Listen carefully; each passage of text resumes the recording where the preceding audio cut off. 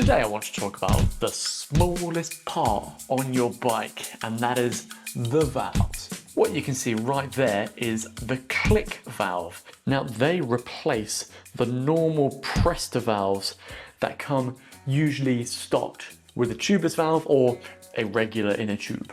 And I've been riding them since they came out in February. And actually, it's like the top thing on my list for little upgrades that you can do that make life better. Real quick, for those who haven't seen it yet, here's how it works. Now, as I said, you replace your normal Presta valve core with the Clik valve, and you've then got the Clik valve head. I'm going to show you more stuff in the future because you can just put this on a normal Schrader head. But effectively, you press it on, you pump up, and then you take it off. I mean, it's literally the easiest thing in the world. And it seems silly. Some of you might say, why do I need this? Honestly, once you have it, there's no going back. If you ride every day and you pump your tires up before every single ride, this is a game changer. So I've been using it on tubeless and tubed. Let's get into what I really like about them, where they work really well, and maybe just some very minor things that don't quite work too well on them. Here is my long-term 1-year review. I want to start off with tubeless because this is probably the question I had most when I first got them. How well do they work with tubeless? And I said, I don't know yet. Let me ride them for a year and we'll find out. I've been running tubeless on my time trial bike because, well, you need the speed on that thing. And yeah, I've been using the Clik valves with it.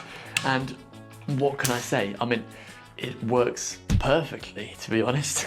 I normally find that I have to change the regular Presta valves out once or twice a year because they kind of get, well, they do get clogged with normal tubeless. And that's running the Silka sealant. I'm actually still on the previous generation that doesn't quite last as long because I've still got loads of it left. But when I go to the Clik valves, when set up tubeless, I have zero issues.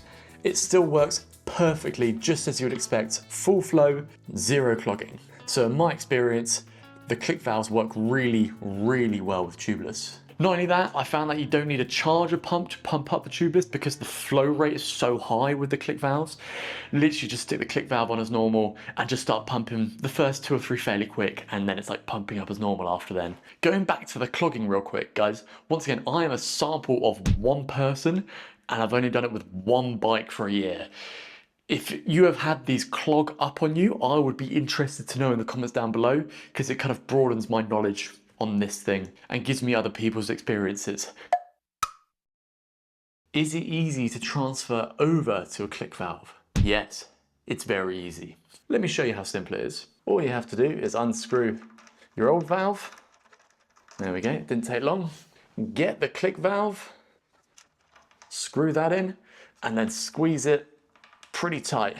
One thing I would recommend is, well, when you get the tubeless valve kit, is that it comes with some dust caps, and these dust caps, what they have this like notch that you'll be able to see there when it gets in focus. That quite literally slots onto there, and I'll just give it an extra like quarter turn, and that is going to be plenty tight enough. I have done it finger tight before, and it seems like 3 out of 5 times it's tight enough, but 2 out of 5 you'll wake up in the morning and your tire will be flat, just because it's not quite sealed properly here. But once you give it that extra quarter turn, it's perfect.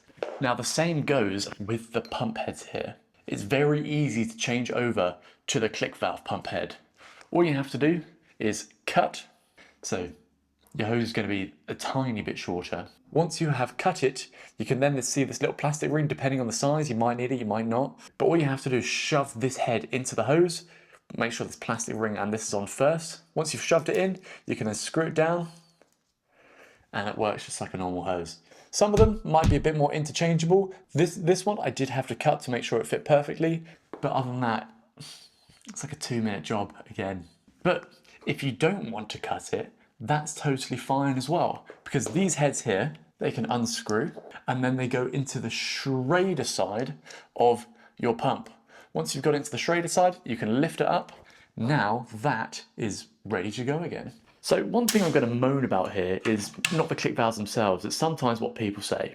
In my previous video, I had a lot of people saying, why would I do all that work to change something that already works? Guys, That's not that hard to do. Quite literally any level of mechanic can achieve this. You could be just getting to the sport of riding a bike once in your life and you can do that. So saying it's too much work is like just the worst excuse not to purchase something. I'm gonna have another little moan later in the video as well. Is it good for pressure accuracy? And well, I think, yeah, very good. You're gonna see just how quickly it hooks up down below there. So the moment that it's in, it goes straight up to the correct PSI level. You know how sometimes with a Schrader, you have to pump it first before you can figure out what the PSI is. This, you can literally just click it on and you can see exactly what PSI you're at already. And to be honest, I found that this also works all the way down. There's about 30 PSI. I've got this to 10 before and it still hooks up instantly. There you go, 20 PSI, hooking up straight away. 10. Doesn't matter what PSI you're at, this hooks up instantly.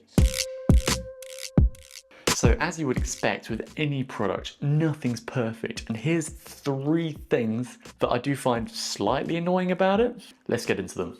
So the first one is, well, the normal Presta isn't backward compatible with the Clik valve head, so you're not going to be able to pump up a Presta valve with this head, annoyingly. So if you're stuck with only this one and someone comes on the Presta, or you've got a Presta valve, you have to change the valve to a Clik head for this to work.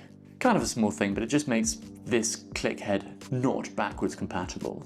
Next up, another minor thing, electric mini pumps. Some mini pumps, like this one here, you can hook it up directly to the mini pump. As you can see, there's a Schrader thread in there. You can screw that on and now you can work with it directly with a Clik head. It's quite a neat solution, although if you are running TPU tubes and it has like a plastic valve, this might heat it up too much.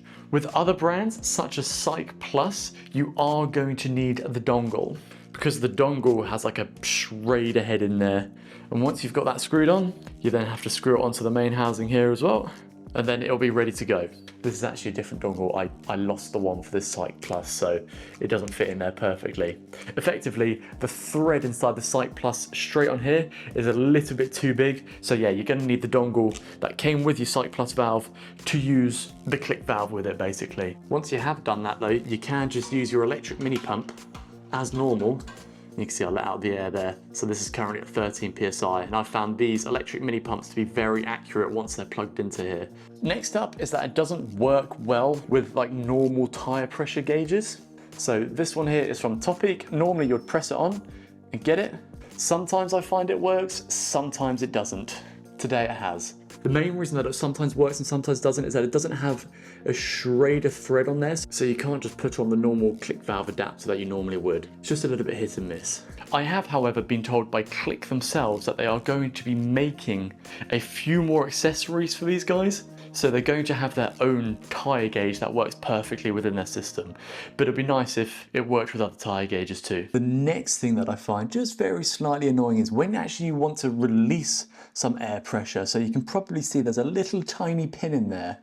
And well, you can't really touch the pin with just your normal thumb or finger or whatever, because as you can see, if you're trying to touch it, it covers the whole valve and it just won't let any air out. So either you have to be very precise with your thumbnail, just to hit that pin, but actually it works a little bit better when you turn your hand the other way around and you can let out a lot more air that way. So you just can't do it normally like you would a normal Presta valve. You kind of have to use a nail to press that pin if you want to let out any air.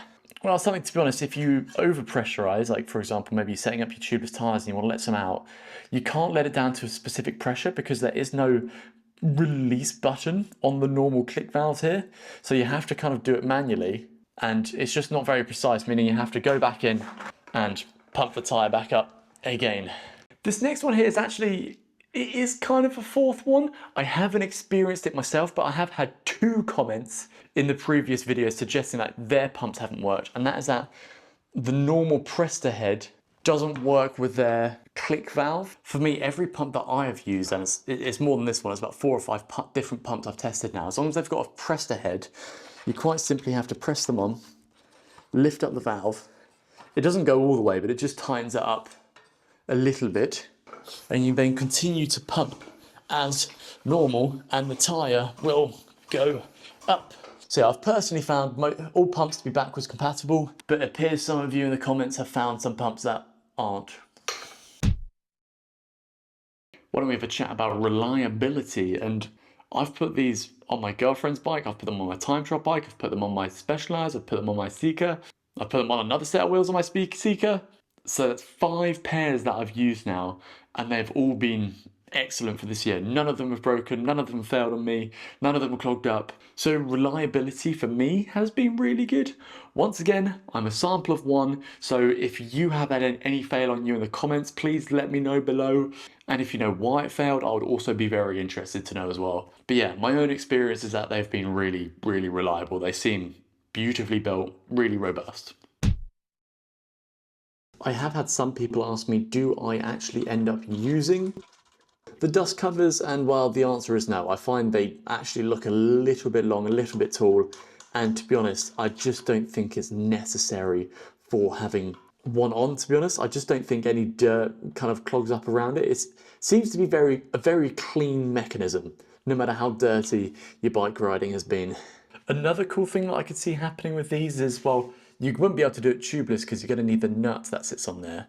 But if you wanted to, you could buy a shorter valve stem, because the actual Clik valve itself is a little bit longer than the Presta head. That means if you imagine this Presta head, the Clik valve here, you could probably have a shorter stem and just have it hanging out barely. So if you like a bike wheel that doesn't have any valve stem sticking out, you could potentially have it sit on there really shallowly. Is that a word? Because the Clik valve head doesn't need much space to click on there, you could effectively, like I said, you have to have the right size and the valve length of wheel for this to work perfectly, but you could effectively get rid of a lot of valves sticking out there. I'm going to put cost and conclusions together here. So usually in the UK, you can get a pair of them for about £6. Then the actual pump head and pump head adapter comes in at about £12, or sometimes you can buy them as a pair for £12 to £14 as well. In my eyes, that's pretty cheap for something that personally I use every single time before I go out on a ride. Like, genuinely, if you haven't used them before, it seems silly, but they're really satisfying to use. They make pumping up your bike tire so fast and so efficient. Even so, even my girlfriend now, she hates pumping up her tires. Now she's like, oh, Jace, I'll pump up the tires. Like, it's totally changed her opinion on pumping up tires. Such a small thing, but it's true. I did say earlier in the video I was going to have a tiny bit more of a moan, and that is when some people say, oh, do I really need this? This is completely unnecessary. Why would I change something that's worked for the past 100 years? Because it's better. I'm not saying that the previous thing didn't work. Presta has always worked really well. I won't deny that. But the Clik valve head, it's just better. It's more satisfying, it's quicker, it's more accurate on the PSI. It's easier to pump up. You know, we don't ride around on 19 to 21 millimeter tires anymore because it's worse. We ride 28s, 30s, 32s because it's better. Things move on and these are better. I love them. And as I said, they're cheap. So if you haven't tried them, go check them out. It's a genuine recommendation from me. And sometimes in life, it's the little things that make it good. And this is one of those. As always, guys, if I've missed out on anything in this video, I reply to pretty much most things in the comments, so stick your comments down there. Or you can find me over here on Instagram. I reply privately to most things as well. Or you can just follow my daily shenanigans. But I've been Jason, this has been Cycling Unboxed. I'll see you in another video.